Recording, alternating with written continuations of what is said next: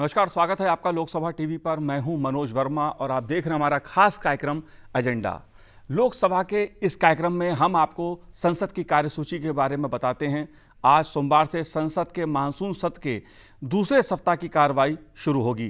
पिछले सप्ताह विपक्षी सदस्यों की नारेबाजी और हंगामे के चलते लोकसभा की कार्रवाई बाधित रही, लेकिन उम्मीद की जा रही है कि इस सप्ताह लोकसभा की कार्रवाई चलेगी। लोकसभा की आज की कार्यसूची में शामिल विषयों पर चर्चा करने के लिए दो खास मेहमान मेरे साथ इस समय स्टूडियो में मौजूद हैं। भाजपा सांसद सत्यदेव पचौरी जी हमारे साथ हैं। सत्यदेव जी, आपका बहुत बहुत स्वागत है लोकसभा टीवी पर। साथ ही वरिष्ठ पत्रकार कुमार राकेश जी हमारे साथ हैं। राकेश जी, आपका भी बहुत बहुत स्वागत है लोकसभा टीवी पर। पिछले सप्ताह सदन में हंगामा हुआ, जिसके चलते कई महत्वपूर्ण बिल सरकार सदन में पेश नहीं कर सकी, कार्रवाई नहीं हो पाई। लोकसभा अध्यक्ष ओम बिरला जी ने सदन की कार्रवाई चलाने की लगातार कोशिश की, विपक्षी सदस्यों से अपील की। सरकार ने भी कहा कि वो हर मुद्दे पे चर्चा करने के लिए तैयार है, लेकिन इसके बावजूद विपक्ष अपनी मांगों को लेकर, कुछ खास मुद्दों को लेकर उठाता रहा, जिसके चलते सदन में व्यवधान पैदा हुआ। लेकिन पिछले सप्ताह की कार्रवाई कैसी रही, एक नज़र सबसे पहले इस पर डालते हैं कि शुक्रवार को सदन का जो कामकाज था वो कैसा रहा, इस पर एक नज़र। व्यवधान के चलते नहीं हो सका विशेष कार्य कोई। मानसून सत्र के चौथे दिन भी सदन की कार्रवाई रही बाधित और सभा पटल पर रखे गए अहम पत्र।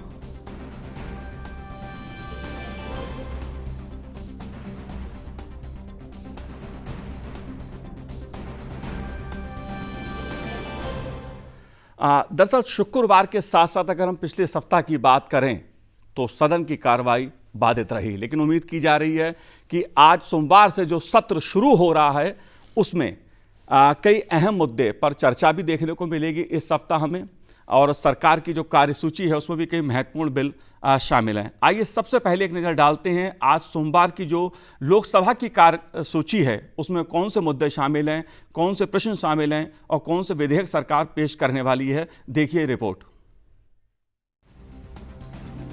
लोकसभा में आज प्रश्नकाल के दौरान संस्कृति, शिक्षा, वित्त, श्रम और रोजगार तथा पेट्रोलियम और प्राकृतिक गैस मंत्रालय से प्रश्न पूछे जाएंगे।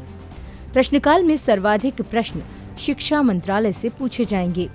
शिक्षा मंत्रालय से शिक्षा, अनुसंधान और कौशल विकास का उपयोग किए जाने के संबंध में वेबिनार, केंद्रीय विद्यालय के संबंध में अध्ययन, अधिगम निशक्तता वाले बच्चों हेतु योजना, गुणवत्तापूर्ण शैक्षणिक संस्थान, वैश्विक महामारी के दौरान बालिकाओं की शिक्षा, कौशल विकास को राष्ट्रीय शिक्षा नीति 2020 के अंतर्गत सम्मिलित किया जाना, केंद्रीय विद्यालयों और जवाहर नवोदय विद्यालयों में एनसीसी प्रशिक्षण और झारखंड में केंद्रीय विद्यालय से संबंधित प्रश्न पूछे जाना सूचीबद्ध है।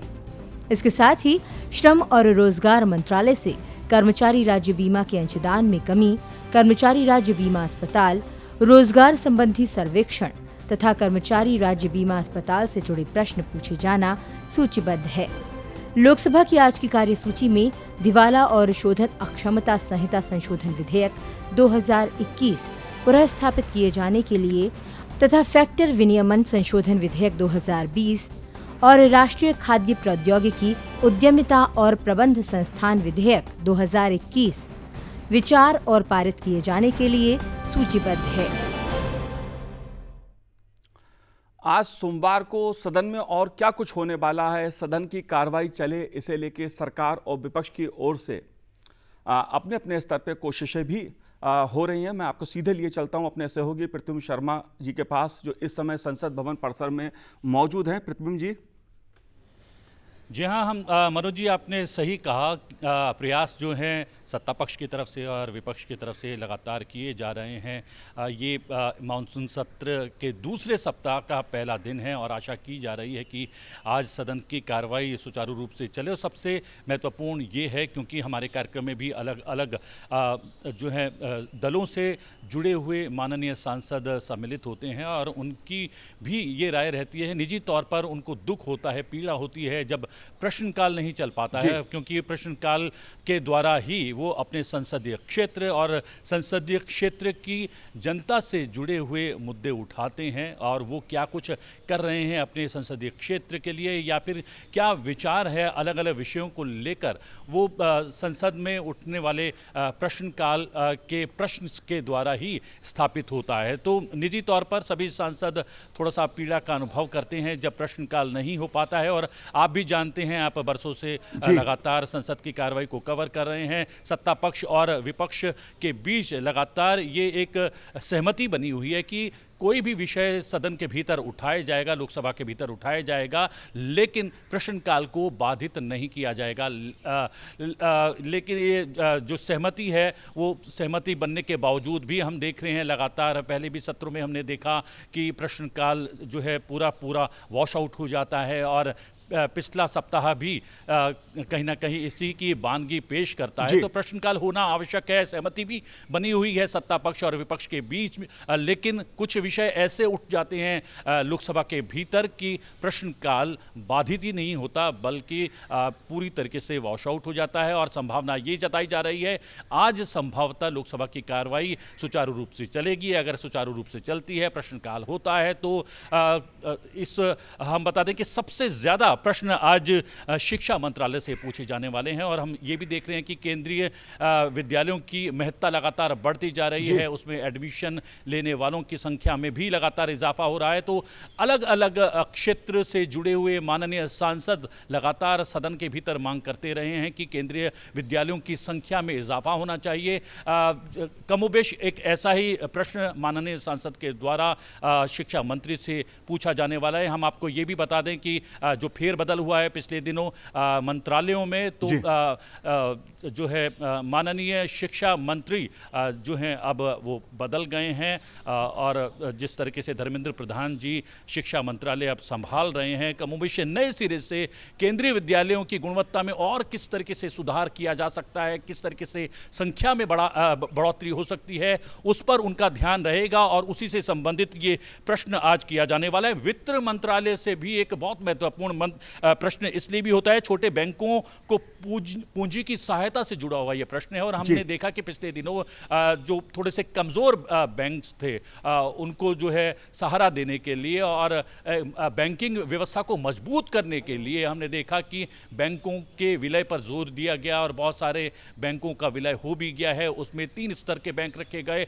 एक मजबूत बैंक, दूसरा मध्य श्रेणी का बैंक और कुछ कमजोर बैंक। उनको जो है समाहित किया गया, विलय किया गया और बैंकिंग व्यवस्था को सुचारू और बनाने के लिए और उसको और ज़्यादा कारगर बनाने के लिए विलय जो है लगातार किए जा रहे हैं। ये महत्वपूर्ण प्रश्न हो सकता है मनोज जी। और अगर हम जैसे बात कर रहे थे विचार तथा पारित किए जाने वाले विधेयक, तो फैक्टर विनियमन संशोधन विधेयक 2020 ये एमएसएमई से जुड़ा हुआ सीधे तौर पर माना जाता है कि और किस तरीके से उनको ऋण अलग अलग स्रोत से मुहैया किया जा सकता है या दिलवाया जा सकता है, इस पर जो है ये बहुत जोर रहेगा इस विधेयक के द्वारा। और फैक्टर विनियमन संशोधन विधेयक 2020 को निचले सदन में 14 सितंबर को पहले से पेश किया जा चुका है और इसके माध्यम से फैक्टर विनियमन अधिनियम 2011 में संशोधन किया जाने वाला है। तो जैसा मैंने कहा कि एमएसएमई एक बैकबोन है हमारी अर्थव्यवस्था की और कोरोना काल में हमारी इस अर्थव्यवस्था या फिर से जुड़ी हुई बैकबोन को काफ़ी चोट पहुंची है, उसको किस तरीके से बेहतर किया जा सकता है, उसका लाभ भी, इस विधेयक का लाभ भी एमएसएमई सेक्टर को सीधे तौर पर मिलने वाला है। हम बता दें कि जो फैक्टर विनियमन होता है कि कोई वस्तु आपने किसी से प्राप्त कर ली और उसका भुगतान नहीं किया, लेकिन उससे पहले ही आपने उस वस्तु को या उस सामान को किसी तीसरी पार्टी को बेच दिया, उस पर कहीं ना कहीं कैप लगाने के लिए या फिर जो है नज़र रखने के लिए जो है ये विधेयक जो है पुनर्स्थापित किया जाने जी, वाला है प्रद्युम्न जी। बहुत महत्वपूर्ण है कहीं ना कहीं और आज की कार्रवाई जी, जैसा जी। कि हमने भी आशा जताई है और आपने भी जो है अनुमान लगाया है कि आज सदन की कार्रवाई सुचारू रूप से चलेगी, प्रश्नकाल होगा और प्रश्नकाल के अलावा जीरो आवर में भी हमने देखा कि माननीय लोकसभा अध्यक्ष किस तरीके से ज़्यादा से ज़्यादा कोशिश करते हैं कि भागीदारी बढ़े सांसदों की। तो आज शून्यकाल भी हो और जो है विधेयक पुनर्स्थापित करने वाले या फिर पेश किए जाने वाले और उस पर चर्चा और पारित किए जाने वाले विधेयकों की भी संख्या बहुत महत्वपूर्ण है और उनकी गुणवत्ता भी काफ़ी महत्वपूर्ण है। जी, तो प्रद्युम्न सभी जी। आशा ये करते हैं और हम भी ये आशा करेंगे कि आज लोकसभा के शुरू हो, सुचारू रूप से प्रश्नकाल हो और तमाम कार्रवाई लोकसभा की आज सुचारू रूप जी से बिल्कुल, चल पाए। बिल्कुल प्रद्युम्न जी, आपने ये जानकारी हमें दी, बहुत बहुत शुक्रिया आपका प्रद्युम्न जी। जाहिर सी बात है कि सदन चलता है तो उसमें विपक्ष का भी फायदा होता है, सरकार का भी फायदा होता है। विपक्ष अपनी बात को रख सकता है और सरकार अपने कामकाज को निपटा सकती है। सरकार के पास एक लंबी कार्यसूची है, विधेयकों की एक लंबी सूची है उसके पास, जो सरकार मानसून सत्र में पेश करना चाहती है। लेकिन जैसा प्रद्युम्न जी ने बताया और जैसा हमने देखा कि पिछले सप्ताह विभिन्न मुद्दों के कारण, विपक्ष के हंगामे, नारेबाजी के कारण सदन की कार्रवाई में व्यवधान उत्पन्न हुआ। लेकिन उम्मीद की जा रही है कि सोमवार 11 बजे से जब सदन की कार्रवाई चलेगी, प्रश्नकाल के साथ शुरू होगी, तो सदन चलेगा और विभिन्न मुद्दों पर हमें चर्चा सुनने को, देखने को मिलेगी। लेकिन बात कोविड की है। कोविड से जुड़े तमाम सवाल आज के प्रश्नकाल की सूची में शामिल हैं सत्यदेव जी। लेकिन मैं शुरुआत आपसे इसी से करूंगा, आपसे मैं समझना चाहूंगा कि बार बार विपक्ष का एक आरोप रहता है कि सदन नहीं चल रहा है, हमारी बात नहीं सुनी जा रही है। राहुल गांधी कई तरह के सवाल उठाते हैं और भी तृणमूल कांग्रेस भी कई तरह के मुद्दे उठाती है। क्या कहना है आपका? क्या इस सप्ताह सदन चलेगा सोमवार से? देखिए, सरकार तो हमेशा चाहती है कि सदन चले, इसलिए कि उनके कामकाज का निस्तारण हो सके। जो वो विधायक लाना चाहते हैं, जिन विधेयकों में संशोधन करना चाहते हैं, वो कर सकें।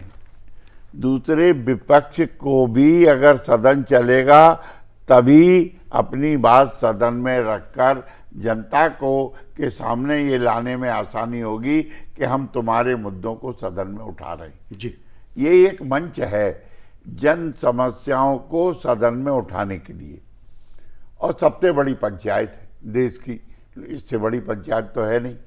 लेकिन सदन नहीं चलता है तो सबसे ज़्यादा यदि नुकसान किसी का होता है तो विपक्ष का होता है। जी, सरकार का तो होता है, देश नहीं आ पाए, तमाम उनको ऑर्डिनेंस लाने पड़ते हैं, ये करने पड़ते हैं। जबकि पार्लियामेंट है तो पार्लियामेंट से पास हो, उन पे चर्चा भी हो, तो आवश्यक संशोधन अगर विधेयकों में होने हैं तो हो सके। विपक्ष को भी अवसर मिलता है, सत्ता पक्ष के जनप्रतिनिधियों को भी अवसर मिलता है।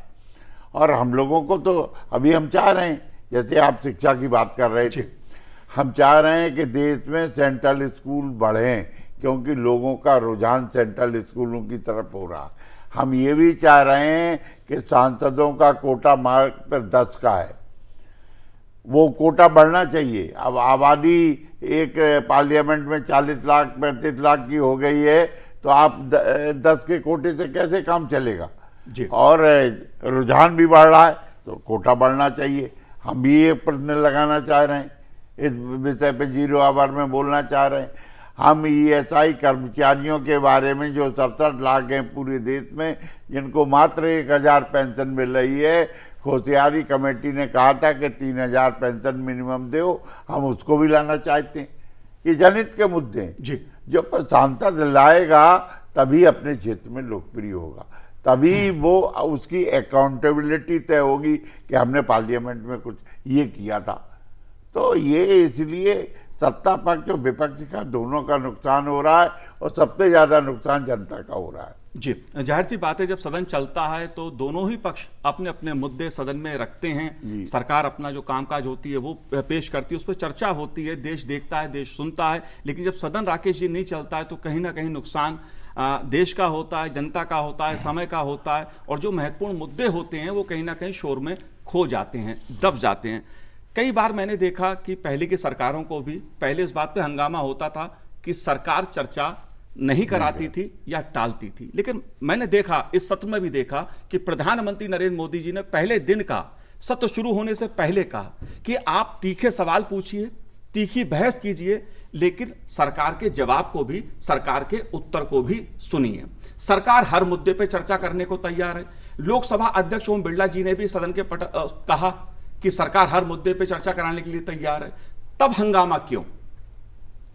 देखिए, आई थिंक अगर आप हमारे संसद के पिछले बहुत सारे सत्रों को देखें, चाहे अपोजिशन पार्टी कोई भी रही है, तो मुझे लगता है कि एक अपोजिशन को ये लगता है कि अपना प्रोटेस्ट रजिस्टर करने का जो सबसे स्ट्रांग तरीका ये है कि अपनी बात मत रखो, पार्लियामेंट को ही नहीं चलने दिया। चाहे वो आज कोई कांग्रेस या टीएमसी अपोजिशन में, पहले बीजेपी थी और बीजेपी पर भी ऐसे आरोप लगते रहे जी। लेकिन ये आपका कहना है बिल्कुल सही है। आज जो बहुत सारे जो बर्निंग इशूज है जिस पर लोग भी चाहेंगे, सांसद भी चाहेंगे कि चर्चा हो, जैसे कोरोना पर सरकार की जो भूमिका रही है, अपोजिशन ने का बोला है कि काफ़ी चूक रही, सरकार ने बोला कि ऐसा काम पहले कभी नहीं हुआ, इकोनॉमी की बात हो रही है, अभी अब पेगासिस जासूसी का मामला सामने आया है। तो संसद में जब तक चर्चा नहीं होगी तो उसके क्या पहलू हैं, विपक्ष के जो आरोप हैं उसका क्या सब्सटेंस है और सरकार क्या कहना चाहती है, हमें कैसे पता चलेगा? हमने लोकसभा में देखा, राज्यसभा में देखा, जो आईटी कम्युनिकेशन मिनिस्टर हैं वैष्णव जी, उन्होंने एक स्टेटमेंट दे दिया। लेकिन स्टेटमेंट जब तक डिबेट नहीं होगा, जब तक उस पर चर्चा नहीं होगी, जो उसके आलोचनात्मक पहलू हैं वो पब्लिक के सामने नहीं आएगा, तो फिर कैसे पब्लिक डिबेट इन्फॉर्म होगी? लेकिन ये कहने की एक अनफॉर्चुनेट है कि अभी तक खासकर लोकसभा में कोई भी बहस नहीं हो पाई है। राज्यसभा में फिर भी एक बार वो कोविड पर पिछले हफ्ते एक बहस हुई थी। तो शायद आशा करेंगे कि पहला हफ्ता विपक्ष के नाम रहा है तो और एक सरकार के साथ अब उनकी एक कंस्ट्रक्टिव बातचीत होगी और आज से शायद हमें संसद में डिबेट कामकाज देखने को मिले। जी सत्यदेव जी, मैं आपसे भी समझना ये बात चाहता हूं कि जैसा सदन में जो मुद्दे उठाने की बात रहती है, जो परंपरा रही है, जो कार्य मंत्रणा समिति में चर्चा होती है, उसी के आधार पर एक एजेंडा तैयार होता है, कार्यसूची तैयार होती है सदन की कि कैसे सदन चलेगा। उसमें विपक्ष की बात भी आती है, विपक्ष के नेता भी उसमें शामिल रहते हैं, सरकार के संसदीय कार्य मंत्री वगैरह भी शामिल उसमें रहते हैं। क्या वजह है कि सरकार चर्चा के लिए कह रही है कि हर मुद्दे पर चर्चा के लिए तैयार हैं, लोकसभा अध्यक्ष जी भी बार बार इस बात पे जोर देते हैं कि सदन में चर्चा कीजिए, फिर सदन क्यों नहीं चल पाया पिछले सप्ताह? और विपक्ष में भी अलग अलग पार्टियों के अलग अलग इशू। देखिए, सदन न चलने देने का मूल कारण ये है कि विपक्ष पे कोई मुद्दा नहीं। विपक्ष मुद्दा विहीन है। इशूज वो बनाते हैं, जैसे किसानों का इशू, किसानों का धरना चल रहा है, ये बड़ा इशू है। हम लोग कहते हैं कि वार्ता भी करो या पार्लियामेंट में बहस करो, और बहस हुई है, पिछले सदन में हुई है। और जब ये किसानों का बिल पास हुआ होता तो चर्चा के द्वारा ही पास हुआ है। अब वो कहते हैं पूरा बिल वापस करो। कभी सरकार में ये संभव है क्या कि कोई सरकार बिल लाई हो, चर्चा के द्वारा पार्लियामेंट ने पास किया हो, बिल वापस लिया हो किसी सरकार ने? ऐसा कभी नहीं हुआ। ऐसी अनजस्टिफाइड डिमांड है जिसको कोई भी सरकार पूरा नहीं करेगी जी। तो एक इशू ये है, हाँ, आप कोरोना पर चर्चा करना चाहते हैं जरूर करिए, क्योंकि ये तो राष्ट्र का सर्वाधिक महत्वपूर्ण पॉइंट है जिसमें सत्ता पक्ष और विपक्ष सबको मिलजुल के काम करने की जरूरत है। सबके टीके लग जाएं, यही एक उपचार है कोरोना से बचने का, दूसरा कोई उपचार नहीं है। जितनी जो वैक्सीन हमारे यहाँ बन रही हैं, सप्लाई हो रही हैं, टीके लग रहे हैं, तो हम लोगों को उनमें भी कहीं कमियां हैं, आपको निगाह में आती हैं, क्योंकि विपक्ष ज़्यादा बेहतर तरीके से कमियों को देख सकता है, ये मेरा मानना है जी। क्योंकि हम विपक्ष में रहे हैं, हमने देखा है। तो सदन में तो रखे तो मंत्री के भी संज्ञान में आएगा, और जब कोई चर्चा होती है तो अधिकारी भी उपस्थित रहते हैं, तो उसको संज्ञान लेंगे, उसका निराकरण करेंगे। इसलिए समस्याओं के समाधान का एकमेव जो समाधान उपाय है वो पार्लियामेंट में चर्चा है जी। तो चर्चा होनी चाहिए। ये जनता के हित में, देश के हित में, विपक्ष के भी हित में और सरकार के भी। जी बिल्कुल। और जब प्रश्नकाल की बात मैं करता हूं, जैसे आज सोमवार के प्रश्नकाल की हम बात करें कि महत्वपूर्ण प्रश्न इसमें विभिन्न मंत्रालयों के शामिल हैं। सबसे पहला जो प्रश्न है वो सांसद विद्युत महतो और रवि किशन जी का है, जो उन्होंने आत्मनिर्भर भारत के लिए शिक्षा, अनुसंधान और कौशल विकास का उपयोग किए जाने से संबंधित पूछा है। बहुत महत्वपूर्ण विषय है, आत्मनिर्भर भारत की बात की जा रही है। राकेश जी, इस सवाल को आप कैसे देखते हैं? कौशल विकास की बात है, आत्मनिर्भर भारत की बात है, अनुसंधान की बात है शिक्षा के क्षेत्र में, क्या कहना है आपका? देखिए, पहली बार ये है कि आज शिक्षा जो मंत्री हैं धर्मेंद्र प्रधान, जिनका भी मंत्रालय बदला है, तो पहली बार हमें उनके तरफ से एक स्टेटमेंट और सवाल का जवाब देते हुए संसद में वो मिलेंगे जी। तो कहीं ना कहीं एक ये भी रहेगा कि क्या जो शिक्षा के क्षेत्र में, अनुसंधान के क्षेत्र में जो सरकार का हमेशा फोकस रहा है, तो उस पर क्या कोई पॉलिसी के शिफ्ट होगा या कोई पॉलिसी स्टेटमेंट अगर उस इशू पर अगर आज वो कोई देंगे, क्योंकि पहली बार वो संसद में सवालों का जवाब देंगे, तो वो भी देखने को मिलेगा कि उस पर उनका इस सवाल के जवाब में क्या एक पॉलिसी लेवल में भी कोई एक ऐसा स्टेटमेंट ऑफ इंटेंट होता है जिससे हमें पता चले कि एक वाइडर डायरेक्शन जो उनकी मिनिस्ट्री है क्या लेने वाली है, जब अब कि वो खुद शिक्षा मंत्री बन के वहाँ पर आए हैं। जी। तो वो भी एक देखने को मिलेगा। जी सत्यदेव जी, आत्मनिर्भर भारत का निर्माण हो, भारत आत्मनिर्भर बने, इसके लिए अनुसंधान पर जो, कौशल विकास पर जो, और उसके लिए एक चर्चा जो सुनने में आ रही है कि राष्ट्रीय अनुसंधान फाउंडेशन बनाने की भी एक चर्चा इस तरह की सरकार में है। आप कैसे देखते हैं इन दोनों चीजों को, खासतौर से अगर मैं बात करूं कौशल विकास और अनुसंधान को? देखिए, किसी भी देश के उन्नति के लिए और विशेषकर देश को आत्मनिर्भर बनाने के लिए, जिसको हम कहते हैं सेल्फ सफिशिएंट बनाने के लिए, अनुसंधान भी जरूरी है और रोजगार भी जरूरी है। जी। तो अगर हम अनुसंधान करेंगे, नई चीजें आएंगी, तो लोगों को एम्प्लॉयमेंट जनरेट होगा, नए युवा हमारे ओर अनुसंधान की ओर आकृष्ट होंगे, जो बेरोजगार हैं वो नई दिशाएं मिलेंगी, नया स्टार्टअप मिलेगा। दूसरे, कौशल विकास की आपने बात की, जो महत्वपूर्ण विभाग है, नौजवानों को रोजगार देने के लिए लोगों की ट्रेनिंग पूरे देश में महत्वपूर्ण है। नरेंद्र मोदी जी ने इसको प्राथमिकता दी है, क्योंकि बेरोजगारी की समस्या देश में बहुत बड़ी है और सबको सरकार रोजगार नहीं दे सकती, ये भी सही है।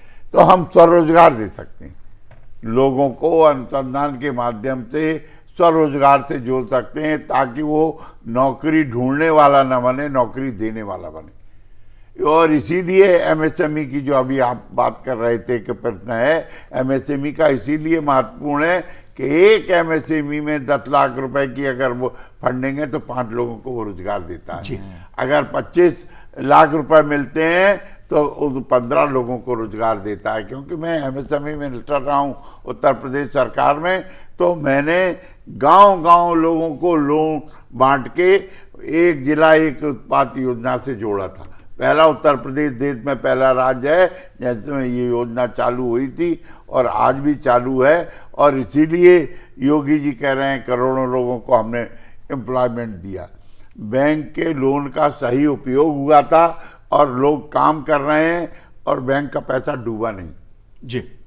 17 से मैंने शुरू किया था, आज भी ये नहीं कह सकते कि वो बैंक का पेमेंट नहीं हुआ। जी, जाहिर सी बात है सत्यदेव जी, देश आत्मनिर्भर बने, हर कोई चाहता है। प्रधानमंत्री जी का भी लक्ष्य यही है कि देश आत्मनिर्भर बने, और इसके लिए देश में अनुसंधान बढ़े, अधिक से अधिक अनुसंधान हो नई नई चीज़ों का, साथ ही कौशल विकास के जरिए स्किल डेवलपमेंट का जो काम है वो भी तेजी से आगे बढ़े, और इस सबको शिक्षा के साथ जोड़ना एक बड़ा महत्वपूर्ण पहलू है। लेकिन कोविड की महामारी ने कई चुनौती सरकार के सामने खड़ी की हैं, आम लोगों के सामने खड़ी की हैं, और इसमें सबसे महत्वपूर्ण है बालिकाओं की शिक्षा का एक मुद्दा।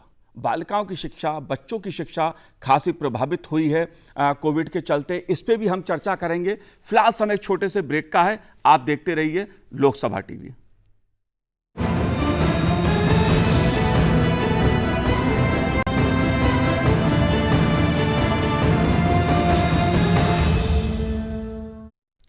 ब्रेक के बाद आपका स्वागत है। आप देख रहे हैं हमारा खास कार्यक्रम एजेंडा, और एजेंडा में हम बात कर रहे हैं सोमवार को लोकसभा की कार्यसूची में शामिल मुद्दों की, प्रश्नों की और उस पर होने वाली संभावित चर्चा की। ब्रेक पे जाने से पहले हमने बात किया था शिक्षा से जुड़े आत्मनिर्भर भारत, अनुसंधान और कौशल विकास पर। एक महत्वपूर्ण सवाल आज के प्रश्नकाल में यह भी शामिल है कि वैश्विक महामारी के चलते बालिकाओं की शिक्षा पर जो असर पड़ा है, घर से पढ़ाई में दिक्कत है, स्मार्टफोन है या नहीं है, आर्थिक तंगी, उसने भी एक चुनौती खड़ी की है। कई जगह से ऐसी खबरें भी आई कि बच्चियों की पढ़ाई जो है वो या तो छूट गई या प्रभावित हुई है। राकेश जी, एक बड़ा विषय है क्योंकि कोरोना संक्रमण ने कई तरह की चुनौतियां दुनिया के सामने खड़ी की हैं, हमारे देश के सामने भी खड़ी की हैं, आम लोगों के सामने भी खड़ी की हैं। स्कूल लंबे समय से बंद रहे और बच्चियों की शिक्षा का एक सवाल जी। पहले से ही बच्चियां कम पढ़ने स्कूल जाया करती थी, हालांकि प्रतिशत हाल के वर्षों में खासा बढ़ा है, लेकिन कोरोना काल में सबसे ज्यादा अगर कोई प्रभावित हुआ है तो वो बच्चियां हुई हैं। आपका क्या कहना? देखिए, कोविड के पहले जो इंडिया का प्रोग्रेस था, जो भी जेंडर डिस्पैरिटी है एजुकेशन में लड़के और लड़कियों के बीच में, उसमें कम करने में इंडिया का जो प्रोग्रेस रहा है वो ग्लोबली काफ़ी लोगों ने उसको एक्नॉलेज किया है।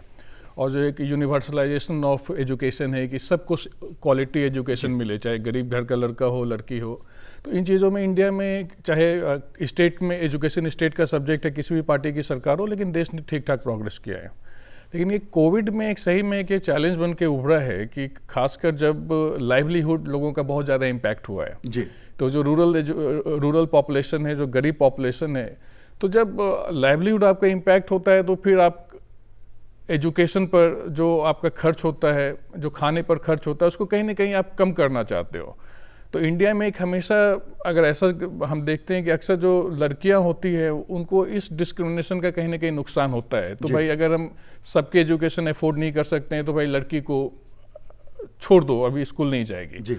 और दूसरा जो एक जेन्युइन इशूज भी है कि अगर पेरेंट्स चाह भी लें, अभी क्या हुआ है कि पिछले 1.5-2 सालों से जब से कोविड कोरोना का काल आया है कि जो स्मार्टफोन है उस पर एजुकेशन हो रहा है, चाहे आप गवर्नमेंट स्कूल में हो, प्राइवेट स्कूल में हो। तो यहाँ पर ऑब्वियसली जो मिडिल क्लास है, जो थोड़ा एफ्लुएंट पॉपुलेशन है, जो अफोर्ड कर सकते हैं, उनको एडवांटेज है। कितने लोगों के पास हमारे गाँव में स्मार्टफोन है, और अगर है भी तो घर में 2 बच्चे हैं, 3 बच्चे हैं, सबके पास तो स्मार्टफोन नहीं है।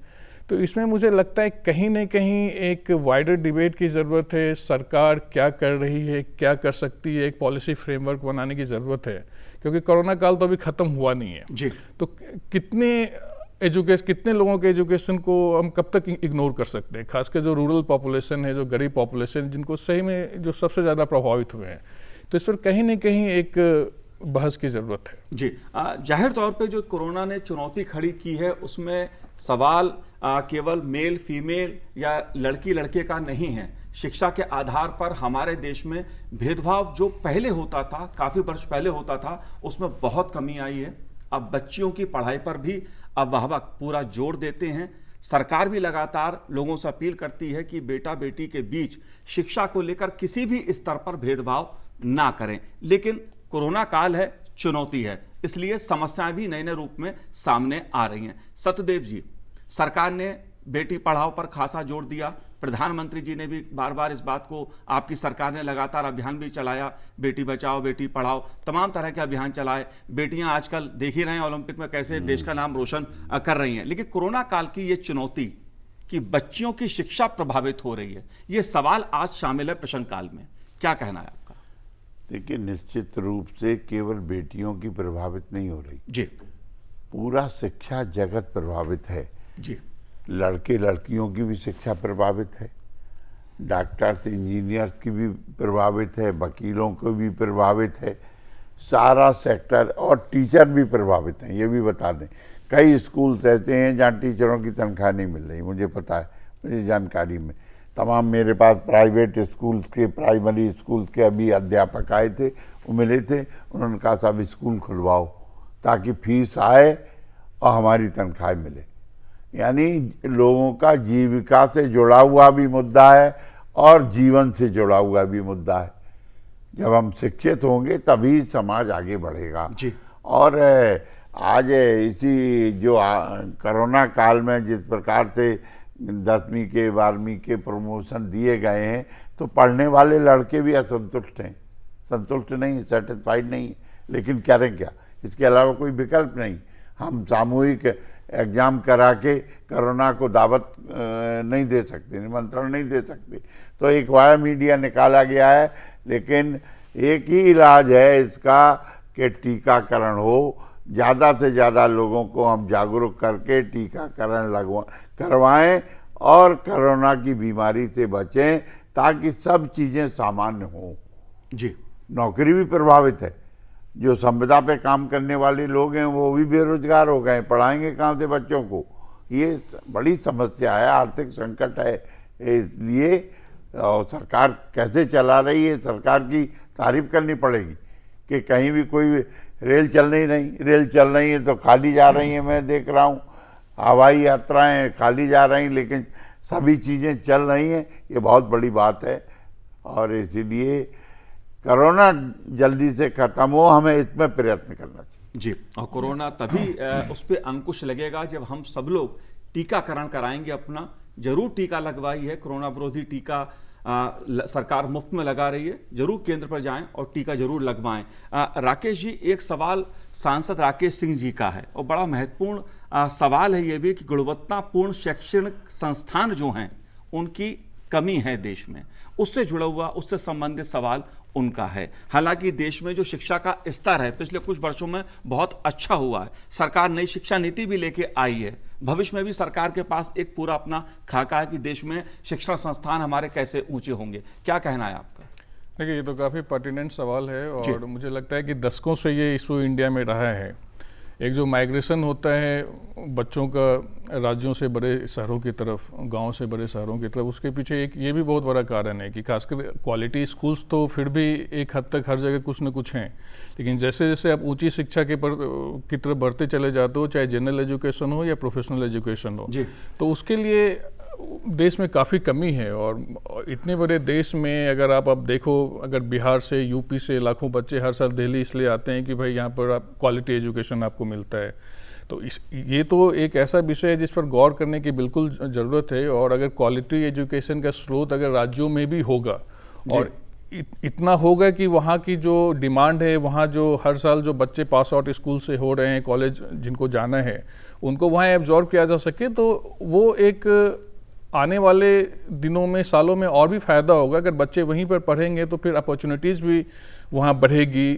एक जो जॉब के लिए, एजुकेशन के लिए जो माइग्रेशन होता है, जिससे एक बहुत ज़्यादा ओवरलोड पड़ता है बड़े शहरों पर, वो भी कम होगा। मुझे लगता है कि ओवरऑल भी जो एक हम सरकार की नीति रही है कि आप जहाँ पर हैं वहीं पर जो एक क्वालिटी ऑफ लाइफ है, चाहे वो एक अच्छा एजुकेशन हो, अच्छा हेल्थ सिस्टम हो, वो आपको मिले, और हेल्थ भी यहाँ पर इक्वली इम्पॉर्टेंट है। तो मुझे लगता है कि इस दिशा में कदम उठाने की ज़रूरत है। जी, सत्यदेव जी, आपने कुछ देर पहले केंद्रीय विद्यालयों के बारे में बात की थी। आज भी उससे संबंधित कई सवाल प्रश्नकाल में शामिल हैं। केंद्रीय विद्यालयों और जवाहर नवोदय विद्यालय में एनसीसी प्रशिक्षण से संबंधित एक सवाल है। एनसीसी के कैडेट्स जो होते हैं वो किस तरह समाज और राष्ट्र निर्माण में, राष्ट्रीय सुरक्षा में अहम भूमिका निभा सकते हैं, इस पर भी आपकी सरकार ने, प्रधानमंत्री नरेंद्र मोदी जी ने कई बार इसका उल्लेख विभिन्न मंचों से किया है। तो सरकार क्या कुछ करने जा रही?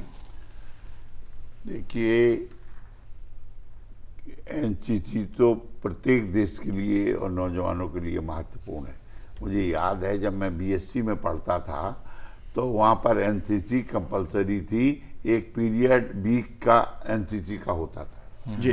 अब वो बंद हो गया, लेकिन बंद नहीं होना चाहिए। एनसीसी से अनुशासन आता है जी, बच्चा डिसिप्लिन्ड होता है। जो आप देख रहे होंगे यंगस्टर्स इनडिसिप्लिन्ड है, उसका कारण भी यही है कि हमने डिसिप्लिन का पाठ ही नहीं पढ़ा है। हाँ, खेलकूद के भी जो गेम्स पीरियड होते थे वो भी खत्म हो गए, गेम से भी डिसिप्लिन आता। आज हमें बच्चों को सही दिशा देनी है, उसके लिए एनसीसी महत्वपूर्ण है। एनसीसी की शिक्षा अनिवार्य होना चाहिए, एक पीरियड एनसीसी का वीक में होना चाहिए, ताकि नौजवान संस्कारित हो सकें, अनुशासित हो सकें और अनुशासित जीवन जिएं और लोगों को प्रेरित करें। जी, सत्यदेव जी, एक सवाल पेट्रोलियम और प्राकृतिक गैस मंत्रालय से संबंधित है कि ईंधन की बढ़ती जो कीमतें हैं वो एक बड़ा सवाल रहा है। पेट्रोल और डीजल के मूल्यों में समानता, इससे भी संबंधित सवाल है। क्या कहना है, क्योंकि पेट्रोल और डीजल की बढ़ती कीमतें, जो ईंधन है, चाहे गैस की मैं बात करूं, जो कीमतें हाल के समय में बढ़ी हैं, खासतौर से कोरोना के चलते भी ये बढ़ोतरी देखने को मिली है, क्योंकि सरकार ने गरीबों को मुफ्त राशन देना, इस तरह की तमाम योजनाएं भी शुरू की है। आपका क्या कहना है, क्योंकि विपक्ष इसको भी मुद्दा बनाता है? देखिए, कोई भी सरकार हो, तेल हम अंतर्राष्ट्रीय स्तर से आयात करते हैं, तब अपने लोगों को बेचते हैं, अपनी आवश्यकताओं की पूर्ति करते हैं। तो जब महंगा तेल मिलेगा तो हमारे यहाँ महंगा होगा। उसके दूसरा कारण ये भी है कि राज्यों के द्वारा लगाया जाना वाला टैक्स, क्योंकि राज्य की आमदनी का स्रोत भी यही। केंद्र सरकार ने हमेशा प्रयास ये किया है कि इस पे जीएसटी के दायरे में लाया जाए, ताकि टैक्स एक ही जगह लगे, सेंट्रल पे लग जाए और राज्यों का शेयर उनको मिल जाए, और राज्य भी इस पे सहमत नहीं है। यही एक उपाय है प्राइस को कंट्रोल करने का। जी, आप कैसे देखते हैं राकेश जी इस मुद्दे को, क्योंकि विपक्ष जो ईंधन की कीमतें हैं, चाहे पेट्रोल की बात करूं, डीजल की बात करूं, गैस की बात करूं, इसको भी लगातार सवाल उठाता रहा है। आज के प्रश्नकाल में भी ये सवाल शामिल है। देखिए, अगर आप हिस्टोरिकली देखिएगा तो ये इनका कहना सही है कि इंडिया अपने पेट्रोलियम के लिए आयात पर बहुत ज़्यादा निर्भर करता है, तो इंटरनेशनल प्राइसेस से इम्पैक्ट होता है। लेकिन ये बात भी सच है कि आज की तारीख में एक्साइज ड्यूटी और जो स्टेट में जो वैट और बाकी टैक्सेस लगते हैं, उसका जो कंपोनेंट है पेट्रोल और डीजल की प्राइस में, आज की तारीख में जितना ज़्यादा है उतना ज़्यादा कभी नहीं रहा है इंडिया में। और इसलिए जो आज हमारी तेल की कीमत है वो हर जगह 100 रुपये से ज़्यादा है। और जो आजकल हम जो डेटा आ रहा है कि इन्फ्लेशन भी ऊपर ही जा रहा है, तो इसका एक कारण ये भी है कि पेट्रोल डीजल की कीमत इतनी ज़्यादा है कि उससे महंगाई पर भी असर पड़ता है जी। और एक सरकार की शायद मजबूरी भी होगी कि इनकम के बाकी साधन पिछले कुछ सालों में खासकर ये कोविड के कारण इतने ज़्यादा इम्पैक्ट हुए हैं कि इनके रेवेन्यू के लिए ये ऑयल प्राइसेस पर बहुत ज़्यादा डिपेंड है। लेकिन कहीं ना कहीं सरकार को इस बारे में सोचना होगा, क्योंकि जो इन्फ्लेशन है और जितना पेट्रोल और डीजल की प्राइस आम आदमी को इम्पैक्ट करती है, हर आदमी चाहे वो छोटा काम कर रहा हो, बड़ा काम कर रहा हो, किसी को बाइक में तेल भरवाना है, किसी को कार में तेल भरवाना है, वो इम्पैक्टेड इससे होता है और इसी इन्फ्लेशन भी ऊपर जाता है। तो कहीं ना कहीं मुझे लगता है इस बारे में इनको सोचने की ज़रूरत होगी कि टैक्सेस का कंपोनेंट है, या तो बाकी जगह से भी रेवेन्यू को बढ़ाने की आप कोशिश कीजिए, क्योंकि एक स्रोत पर आप इतना ज़्यादा डिपेंडेंट हैं कि उसके कारण कीमतें ऊपर चली जाती जा रही हैं। तो इसको कहीं ना कहीं इस बारे में तो सोचने की ज़रूरत है, और मुझे लगता है कि आम लोगों में ये कहीं ना कहीं एक सेंटीमेंट है। जी राकेश जी, एक ऐसा विषय है कि जब बीजेपी विपक्ष में होती है तब कीमतों को लेकर सवाल उठाती है, कांग्रेस जब सत्ता में होती है तब वो भी दाम पेट्रोल के डीजल के बढ़ाती है, लेकिन कांग्रेस जब विपक्ष में आती है तो हम देख रहे हैं वो सवाल उठा रही है। राज्यों की भूमिका, अभी जैसा सत्यदेव जी ने भी कहा कि अगर मान लीजिए जीएसटी की जैसे बात होती है कि इसको भी टैक्स का एक समान दायरे में लाया जाए, तो राज्यों की इस भूमिका को आप कैसे देखते हैं? क्योंकि पेट्रोल की कीमतें बढ़ी, ईंधन की कीमतें बढ़ी, सिर्फ सवाल केंद्र सरकार से, ठीक है, राष्ट्रीय नीति का मुद्दा एक रहता है इसमें, राज्यों की भूमिका को आप कैसे देखते हैं? क्योंकि कर तो राज्यों के भी हैं। बिल्कुल बिल्कुल जी हाँ, देखिए, जैसे राजस्थान है, पंजाब है, कुछ बीजेपी स्टेट भी हैं, बहुत सारे अपोजिशन स्टेट भी हैं जहाँ पर टैक्स कंपोनेंट ऑयल प्रोडक्ट्स में बहुत ज़्यादा है जी। लेकिन जहाँ तक जीएसटी की बात है, इसमें कहीं ना कहीं एक आम सहमति है, चाहे पार्टी कोई भी हो, लेकिन एक पॉलिटिकल कंसेंसस है कि उसको जीएसटी से बाहर ही रखना चाहिए, क्योंकि दो प्रोडक्ट हैं, एक पेट्रोलियम हो गया, एक अल्कोहल हो गया, जिस पर राज्यों को टैक्स करने का हक है। क्योंकि जीएसटी के आने के बाद बाकी जितने भी इनडायरेक्ट टैक्सेस हैं वो सारे वो सेंट्रल, जो बाद में डिवीजन होता है, किटी से स्टेट को भी पैसा जाता है, लेकिन वो जीएसटी के अंदर आ गए हैं। तो राज्यों की एक ऑटोनॉमी एक पेट्रोल में ही है और अल्कोहल में है कि उनका जो रेवेन्यू का स्रोत है। तो इसमें मुझे लगता है कि जो बीजेपी के भी लोग हैं, जो जहाँ बीजेपी की राज्य सरकारें हैं, तो उसमें कहने के कंसेंसस है। आप ऐसा बहुत ज़्यादा डिमांड नहीं सुनते होंगे किसी पार्टी से कि भाई इसको जीएसटी में लाया जाए। जी, इंडिविजुअल लेवल में लोग कुछ ना कुछ कमेंट कर देते होंगे, लेकिन ऐसा कोई पॉलिटिकल डिमांड नहीं है कि अल्कोहल हो गया या ऑयल प्रोडक्ट हो गया उसको आप जीएसटी में लाइए, क्योंकि एक राज्यों का भी एक स्रोत है रेवेन्यू का। जी, जाहिर सी बात है, कोरोना ने जो आर्थिक चुनौती खड़ी की है उसके चलते भी सरकार के खजाने पर, सरकार के सामने में जो आर्थिक प्रबंधन है देश का, उसको संभालने की एक चुनौती खड़ी हुई है। और वित्त मंत्रालय से संबंधित आज कई सवाल कोविड का जो कोरोना काल है और उसके चलते जो देश की अर्थव्यवस्था पर उसका असर पड़ा है उससे जुड़े हुए भी हैं। छोटे बैंकों को पूंजी सहायता, ये एक बड़ा महत्वपूर्ण विषय है, क्योंकि छोटे छोटे जो बैंक हैं या बैंकिंग जो हमारी प्रणाली है वो कहीं ना कहीं लोगों को लोन देने का काम करती है। सत्यदेव जी, ये एक ऐसा विषय है जो खास तौर से अगर मैं छोटे बैंकों की बात मैं करूं और कोरोना काल में देश की अर्थव्यवस्था पर जो असर पड़ा है वो सबके सामने है, आपका क्या कहना है इसमें? देखिए, छोटे बैंकों बड़े बैंकों सब महत्वपूर्ण है देश की अर्थव्यवस्था के लिए।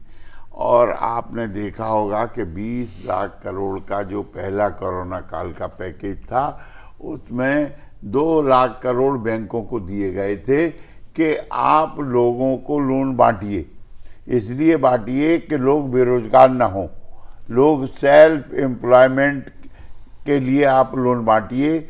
और अभी भी उन्होंने कहा था कि 50 लाख रेवड़ी वालों को लोन देना है 10,000 रुपये का, अभी भी स्कीम आई थी। तो ये बैंक बड़े महत्वपूर्ण है अपने आप में, महत्व इसीलिए कि सरकार सबको लोन नहीं दे सकती, सरकार लोन देगी तो वापस नहीं होगा, बैंक का अपना प्रोसीजर है, लोन देगी, वेरिफिकेशन करेगी तो वो वसूल भी सकती है। तो इसीलिए बैंक हमेशा सरवाइव करना चाहिए और बगैर बैंकों के देश की इकोनॉमी पर नियंत्रण किया ही नहीं जा सकता। जी, सवाल रोजगार का भी है, श्रम और रोजगार से संबंधित सवाल भी आज कार्यसूची में शामिल है प्रश्नकाल की। और कोविड के चलते रोजगार की, रोजी रोटी की दोनों चुनौती खड़ी आम आदमी के सामने हुई है। हालांकि आपकी सरकार ये बताती है उसने आम आदमी को राहत देने के लिए आर्थिक स्तर पर, सामाजिक स्तर पर कितनी कल्याणकारी योजनाएं शुरू की हैं, लेकिन यह सवाल है, देश में बेरोजगारी का सवाल है, महंगाई का सवाल है, अर्थव्यवस्था का सवाल है, आप कैसे देखते हैं इसको? देखिए, मैं समझता हूँ कि इस विषम परिस्थिति में भी हमारी सरकार ने लोगों को सेल्फ एम्प्लॉयमेंट से जोड़ने के लिए बहुत बड़े काम किए। एक तो MSME सेक्टर है, उसमें खादी ग्राम उद्योग भी है। ग्राम उद्योग में तो ये अपने गांव में ही आप कोई छोटा सा उद्योग लगा लीजिए, 25 लाख तक का लोन है और 25% उसमें अनुदान है। कोई भी किसी प्रकार का भी लोन लगा सकते हैं, आप आवेदन करिए और बैंक आपको लोन देगा, ये उसकी बाध्यता भी है। दूसरे, मुख्यमंत्री रोजगार सृजन योजना भी हर प्रदेश में अलग अलग चलाई हुई है, उसमें भी 25 लाख तक का लोन है। खादी ग्राम उद्योग में है, मधुमक्खी पालन का भी है, माटी कला बोर्ड भी जगह जगह बन गए हैं, मछली पालन का भी काम हो गया। तो एम्प्लॉयमेंट के सरकार ने कई दरवाजे खोल दिए। हाँ, पशुओं को आप लोन बैंक से ले लीजिए, अपने आप गाय पालिए, भैंस पालिए और उसको रोजगार के रूप में विकसित करिए। तो क्योंकि स्वरोजगारी एक अनएम्प्लॉयमेंट की को समाप्त करने का एक तरीका है और कोई तरीका नहीं है, और उस पर सरकार प्रयत्नशील है, काम कर रही है। राकेश जी, रोजगार का सवाल, श्रम एवं रोजगार मंत्रालय जो है उससे जुड़ा सवाल है, रोजगार संबंधी जो सर्वेक्षण हुआ है उससे संबंधित सवाल है। जाहिर सी बात है, जैसी रोजगार का सवाल आता है, बेरोजगारी की बात आती है तो विपक्ष सवाल उठाने लगता है। लेकिन जब कांग्रेस पार्टी भी सत्ता में थी तब भी देश में बेरोजगारी और रोजगार का सवाल था। मैं इसे राजनीति से समझना नहीं चाहता हूं, क्योंकि जो पार्टी विपक्ष में होती है वो सवाल उठाती है, ठीक। लेकिन सरकार ने कोरोना काल में जिस तरह से रोजगार के लिए अपनी योजनाएं शुरू की, लोगों को आर्थिक लाभ कैसे मिले, उनकी राहत कैसे मिले, इसके लिए भी तमाम तरह की योजनाएं शुरू की हैं। इस सवाल को आप कैसे देखते हैं? देखिए, सरकार का एक फोकस रहा है कि जो स्वरोजगार है या जो लोकल एंटरप्रेन्योर्स हैं, जो शायद बहुत ज़्यादा लोगों को रोज़गार नहीं दे पाएंगे, लेकिन इतना करेंगे कि भाई उनका और 4-5-6 लोगों का एक स्वरोजगार के लिए कुछ न कुछ अगर वो करना चाहें तो उसके लिए लोन को इन्होंने फैसिलिटेट किया है। और जो पैकेज भी आप जो 20 लाख करोड़ की बात बोल लो तो उसका भी एक बहुत बड़ा जो कंपोनेंट था वो इन्हीं चीज़ों में था कि अगर कोई लोन लेना चाहे, या जो मुद्रा लोन स्कीम जो इन्होंने शुरुआत किया था। लेकिन आज की तारीख में अगर एक रोज़गार के इशू के रूप में आप देखो तो इसमें कह सके कि रोज़गार काफ़ी एक सीरियस इशू है, और ख़ासकर कोविड के कारण जितना ज़्यादा एक इम्पैक्ट पड़ा है, इसके लिए आई एम श्योर कि अगर जो अपोजिशन पार्टी है वो सरकार को ही ब्लेम करेगी, लेकिन ये तो एक डिजास्टर है जिसके कारण, जैसे टूरिज़्म इंडस्ट्री है, प्रधानमंत्री कई बार टूरिज़्म के बारे में बोलते रहे हैं कि भाई एक टूरिस्ट आता है तो कितने लोगों को फ़ायदा होता है। तो अगर आप इसके डिटेल में जाएंगे तो टूरिज्म इंडस्ट्री इतनी ज़्यादा प्रभावित हुई है, लाखों लोग बेरोजगार हुए हैं। तो सरकार की ये कोशिश रही है कि जो इजी लोन हो गया, सबवेंशन स्कीम है, इंटरेस्ट रेट कम देना है, किसान सम्मान निधि भी सरकार ने शुरू करी, किसानों को अलग अलग तरह के ऋण सरकार दे रही है। बिल्कुल सही, बिल्कुल सही। और या सरकार आपके लोन को सिक्योर करेगी। अगर बैंक आपको लोन दे, बैंक आपको पूरी तरह से लोन दे सकती है, क्योंकि अगर गवर्नमेंट आपके गारंटियर बन के वहाँ पर खड़ी है। तो एक सरकार की ये कोशिश रही है कि अगर लोगों को जो रोज़गार अगर छूटा भी है तो स्वरोजगार अगर करना चाहें तो उनको उनकी मदद की जाए। तो गवर्नमेंट का एक ये फोकस रहा है। जी जी। अगर बात मैं सदन की करूं तो तमाम तरह के बिल सरकार की कार्यसूची में शामिल है। एक लंबी कार्यसूची सरकार के सामने है। तो क्या उम्मीद सत्यदेव जी की जाए इस सप्ताह की? आप क्या उम्मीद कर रहे हैं इस सप्ताह? हम तो ये उम्मीद कर रहे हैं कि सदन चलेगा, विपक्ष समझेगा सदन के महत्व को और सदन चलने देगा और वो अपने मुद्दे भी उठाएं, उन मुद्दों पर चर्चा भी हो। मैं चाहता हूं कि क्योंकि विपक्ष जो मुद्दे लाते हैं वो सरकार को कहीं ना कहीं गाइडलाइंस भी होते हैं, प्रेरणा भी देते हैं, इसलिए सदन चले। जाहिर सी बात है सत्यदेव जी, आज की प्रश्नकाल की सूची में जो सवाल शामिल हैं, चाहे वो श्रम और रोजगार मंत्रालय से संबंधित हो, शिक्षा से जुड़े हुए सवाल हो या वित्त मंत्रालय से जुड़े हुए सवाल हो, सभी आम आदमी से जुड़े हुए ये सवाल हैं। जाहिर सी बात है सदन चलेगा, चर्चा होगी तो सरकार भी इन मुद्दों पर अपना पक्ष रखेगी। सत्यदेव जी, आपने हमसे बात की, आपका बहुत बहुत शुक्रिया, बहुत बहुत धन्यवाद आपका। राकेश जी, आपका भी बहुत बहुत शुक्रिया। तो आज एजेंडे में इतना ही, मुझे दीजिए आज्ञा, नमस्कार।